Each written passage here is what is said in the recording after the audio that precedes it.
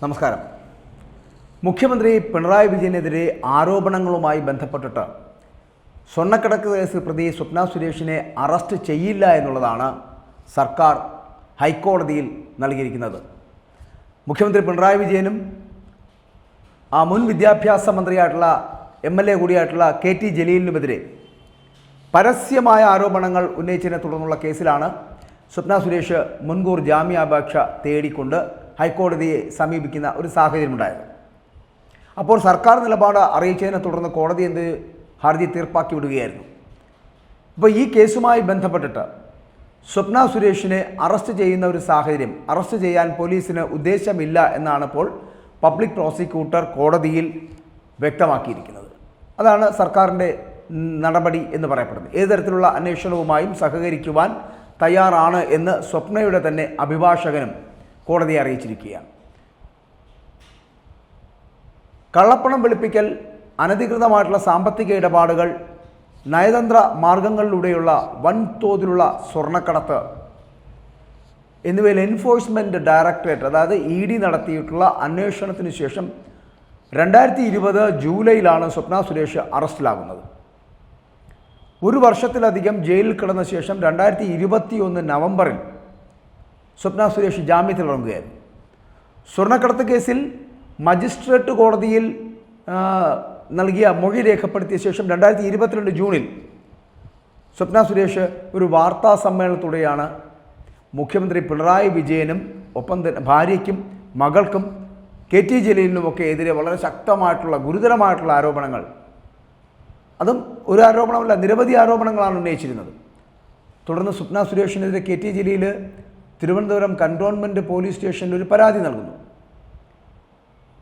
അതായത് പരാതി നൽകിയത് വ്യാജ വാർത്തകൾ പ്രചരിപ്പിച്ച് സംസ്ഥാനത്ത് കലാപമുണ്ടാക്കുവാനുള്ള ശ്രമം മുൻ MLA PC ജോർജുമായി ചേർന്ന് സ്വപ്ന സുരേഷ് ഗൂഢാലോചന നടത്തിയെന്നും അതിനെതിരെയാണ് അദ്ദേഹം പരാതി നൽകുന്നത്. ഇതാണ് അദ്ദേഹത്തിൻ്റെ ആരോപണം. എന്നാൽ ജലീൽ നൽകിയ പരാതി വ്യാജമാണെന്നും കേസിൽ തന്നെ അറസ്റ്റ് ചെയ്യരുതെന്നും ആവശ്യപ്പെട്ട് സ്വപ്ന സുരേഷ് ഹൈക്കോടതിയെ സമീപിക്കുകയായിരുന്നു.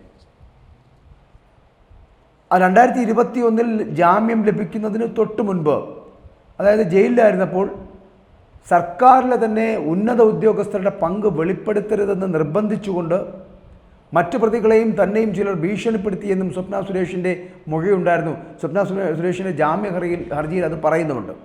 2022 ജൂൺ മാസം 8 മുഖ്യമന്ത്രി പിണറായി വിജയനുമായും അന്തരിച്ച CPMൻ്റെ നേതാവായിട്ടുള്ള കോടിയേരി ബാലകൃഷ്ണൻ ഉണ്ടല്ലോ, കോടിയേരി ബാലകൃഷ്ണനുമായും അടുപ്പമുണ്ട് എന്ന് അവകാശപ്പെടുന്ന ഒരാൾ സ്വപ്ന സുരേഷിനെ കാണാൻ വന്ന് രഹസ്യമൊഴിയിൽ പറഞ്ഞിരിക്കുന്നത് പിൻവലിക്കണമെന്ന് സമ്മർദ്ദം ചെലുത്തി എന്നും ഹർജിയിൽ പറയുന്നു. ജാമ്യ ഹർജിയിൽ സ്വപ്ന സുരേഷ് വ്യക്തമാക്കുന്നുണ്ട്.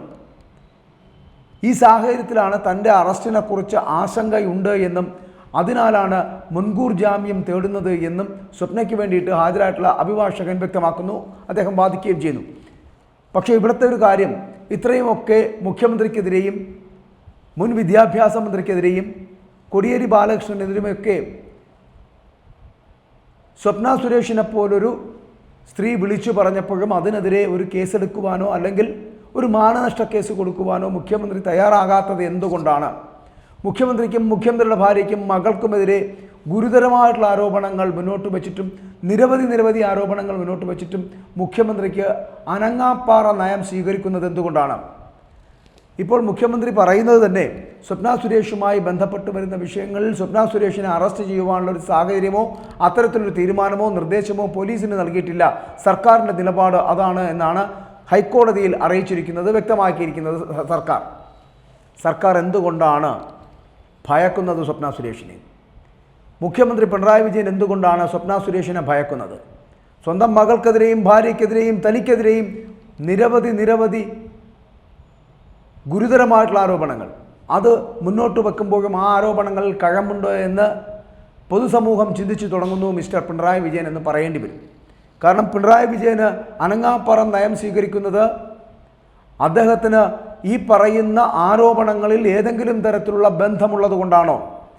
ആ ആരോപണങ്ങൾ നിഷേധിക്കാൻ തയ്യാറാകാത്തത് എന്തുകൊണ്ടാണ് സ്വപ്ന സുരേഷുമായി ബന്ധപ്പെട്ട് വരുന്ന വിഷയങ്ങളിൽ ഒരു മാനനഷ്ട കേസ് കൊടുത്ത് മുന്നോട്ട് പോകാൻ കഴിയാതായി പോകുന്നത്?